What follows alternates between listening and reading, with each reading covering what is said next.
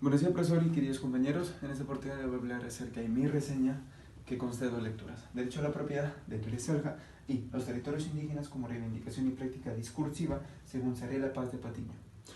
En primera instancia le voy a hablar acerca de qué es un derecho a la propiedad. ¿Qué es el derecho a la propiedad? El derecho a la propiedad es un derecho fundamental. Lo tenemos que hablar, sí. Es un derecho fundamental que se encuentra en nuestra Constitución del año 93. En nuestra Carta Magna se encuentra en el artículo 2.16, que dice exactamente derecho a la propiedad y a la herencia. ¿Pero qué es el derecho a la propiedad? El derecho a la propiedad es un derecho subjetivo que tenemos nosotros. Entonces, no solo es un derecho fundamental, sino también es un derecho subjetivo. Pero este derecho subjetivo consta de cuatro rasgos. Cuatro rasgos. Tenemos estos rasgos. Lo vamos a poner acá. Cuatro rasgos. El primer rasgo, ¿qué es el primer rasgo? El rasgo es que nosotros tenemos el derecho del goce máximo, es decir, tenemos derecho de goce máximo. De goce máximo. ¿Qué quiere decir esto? Que la persona que es el propietario de la propiedad tiene el poder de hacer con lo que él quiera y se le dé la gana. En palabras mejor coloquiales, ¿no? Es un derecho en donde yo tengo el goce de hacer lo que yo quiero con mi propiedad. Ese es el primer rasgo. El segundo rasgo, que esto es un derecho inviolable. Invaluable, mejor dicho, perdón. Invaluable. Invaluable. ¿Qué quiere decir esto? Que es un derecho invaluable, que está presente en nuestra Carta Magna, en la Constitución del 93, y es por ello que es vinculante a todos. Tercero, que tiene limitación de dominio. Limitación de dominio. ¿Qué quiere decir esta limitación de dominio? Es una forma para limitar, valga la redundancia, el derecho de goce máximo. ¿Qué quiere decir esto? Que nosotros tenemos una propiedad, pero nosotros no somos el dueño. No, nosotros no la dominamos. No, o sea, es nuestra propiedad, pero el que la domina, el que tiene, el que es el dueño, es el Estado.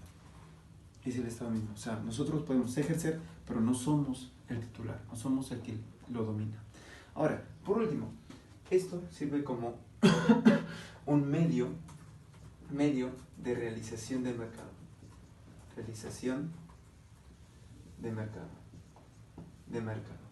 Estos cuatro rasgos, si bien entendemos, por primero, goce máximo, que podemos hacer lo que queramos; invaluable, que es vinculante para todos; dominio, que no solo tiene que ser, no es una forma de limitar el primero.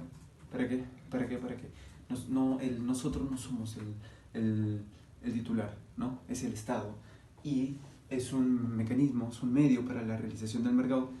Todos estos cuatro tienen algo en sí, tienen algo esencial, ¿no? Y es por eso que también el autor señala el contenido esencial de este derecho. ¿Y qué es el contenido esencial de este derecho? Que estos cuatro rasgos que tienen una función social. ¿Qué quiere decir con esto? Que es una función social. Ya, miren, esta función social, entendida por el autor, tiene diversos nombres. ¿Como quién? Como bien común, como interés social, interés nacional, fin ideal, incluso me atrevo a decir que tiene este contenido social. Pero ¿qué es exactamente? ¿A qué se refiere? Se refiere exactamente a la forma de interés. Es una forma de interés que es superior al interés del propietario. ¿A qué me refiero? Es un interés que engloba los intereses sociales, que engloba todos los intereses por encima del interés del que tiene la propiedad, que es el propietario, entre comillas, ¿no? Ahora, ¿qué tiene que ver esto? ¿Qué es lo que da relevancia a este contenido esencial, se le puede decir? Es decir, nosotros, al ser propietarios, no tenemos la última palabra, y el Estado puede expropiar nuestra propiedad. ¿Cómo? ¿Por qué? ¿Y por qué? O sea, ¿y por qué? ¿Con qué fines hace esto? ¿Por qué? Por un interés social, un interés que prevalece sobre los intereses de los propietarios que somos nosotros. Por lo tanto, el ejercicio del derecho a la propiedad no es solo del interés titular. O sea, el interés titular no solo es este, sino también es un interés social, un interés de satisfacción de intereses de la colectividad. ¿Ya? ¿Qué pasa? Lamentablemente esto lo han tergiversado de mala manera. Supongamos no, el caso del Baguazo. ¿Qué pasó en el Baguazo? El decreto 1019. ¿Qué pasó? Que las tierras de las comunidades indígenas pertenecían al Estado por interés nacional. ¿A qué nos hace recordar esto? Nos hace recordar esta función social. Es decir, hay veces que el derecho a la propiedad es utilizado con malos fines. Y esto ha sido uno de los fines catastróficos, me atrevo a decir, que tuvo este derecho a la propiedad entendida por Rezaga. Es decir, utilizan el derecho a la propiedad para expropiar tierras sin ver la cosmovisión, sin ver la cultura que tienen estas comunidades indígenas. Y eso es lo que vamos a ir a los territorios indígenas como reivindicación y práctica discursiva. Pero ¿qué es esto? ¿Qué es esto? Empezamos. Hemos hablado entonces de que el derecho a la propiedad tiene un carácter económico, tiene un carácter más como que de propio, un carácter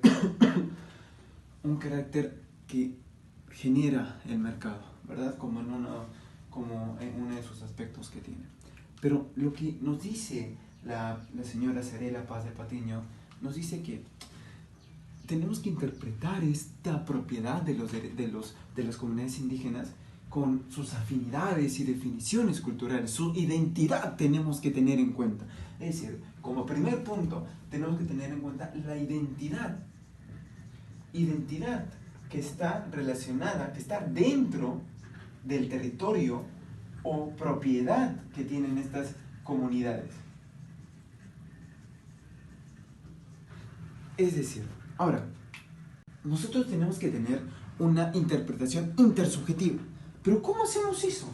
La señora Zarela nos da dos aspectos fundamentales. Primero, el primer aspecto, tenemos que tener un sentido, tenemos que entender, mejor dicho, los aspectos. Tenemos que entender que, primero, un sentido ¿de qué? De ciudadanía indígena. Sentido de ciudadanía indígena. Un sentido de ciudadanía indígena. ¿Pero qué se refiere a esto? Que el territorio va a basar en función a todas las memorias o conflictos y conflictos que han sucedido en esta zona. ¿Y qué abarca esto? Los mitos, leyendas, los ritos, todo lo que sea en función a la memoria colectiva que se ha desarrollado en el territorio en que están situados estas comunidades indígenas. ¿Esto qué quiere decir? Quiere decir que el sentido de la ciudadanía indígena no solo es una categoría jurídica, no solo es una simple categoría que le vamos a otorgar a la persona que vive en este territorio. No. Esto es más que eso. Esto es una práctica, una realidad textual de lo que esta persona ha vivido en el territorio conforme a qué? A la memoria colectiva que ha tenido esta persona. No solo ella en sí misma, sino a todo el colectivo que le sigue. Ahora, hay un segundo aspecto que también es muy importante, que significa que el principio indígena, este principio indígena, también se va a fusionar con el principio de la modernidad o el principio de la identidad de las demás comunidades indígenas que viven en la zona. Es decir, una fusión entre el principio de la identidad indígena con el principio de la identidad de las que están anexas y el principio de la modernidad. ¿Qué quiero decir con esto? Que la construcción identitaria no solo va a ser unívoca, no solo va a ser a partir de estos mitos, de estas funciones, ¿no?, que tiene esta memoria colectiva, no, sino va a ser un principio que va a estar relacionado a estos otros territorios anexos. Es decir, el territorio va a ser muy importante para entender a las otras comunidades indígenas que viven ahí, en la zona. Y también a los otros territorios que se le puede decir del pensamiento occidente, que viven también anexados a la zona. Por lo cual, son estos dos aspectos que se tienen que tener muy en cuenta en el momento de interpretar la propiedad de las comunidades indígenas. Por lo que considero como una conclusión general de estos dos aspectos, que la visión, mejor dicho, más completa, más real, que está más vinculada a la realidad, es la versión de Sarela. Sarela va a tener la visión más real sobre la visión de Tresarja.